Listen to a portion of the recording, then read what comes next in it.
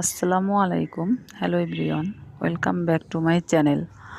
এখানে এই যে মরিচ গাছটা দেখতে পাচ্ছেন, এই মরিচ গাছটা আমি দীর্ঘদিন হয় লাগিয়েছি, কিন্তু গাছটা গ্রোথটা একটু কম ছিল। আমি ড্যাপ সার ইউজ করার কারণে গ্রোথটা খুব দ্রুতই গাছটা বেড়ে গিয়েছে, কিন্তু গাছটা ফুল শুধু ঝরে পড়তো, মরিচ ধরতো না। এর কারণ হচ্ছে পটাশিয়ামের অভাব। তো আমার বাসায় পটাশ সার শেষ হয়ে গেছে, অনেক দিন হয়।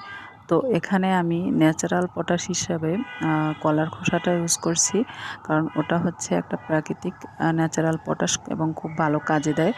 আর এটা ইউজ করার ফলে আমার এই মরিচ গাছটা আলহামদুলিল্লাহ, এই যে দেখতে পাচ্ছেন, ভালো মরিচ ধরা শুরু করেছে আস্তে আস্তে। এটা কিন্তু খুব ভালো একটা ন্যাচারাল পটাশ। আপনারা এটা অ্যাপ্লাই করে দেখতে পারেন সব ফুল ফল গাছে।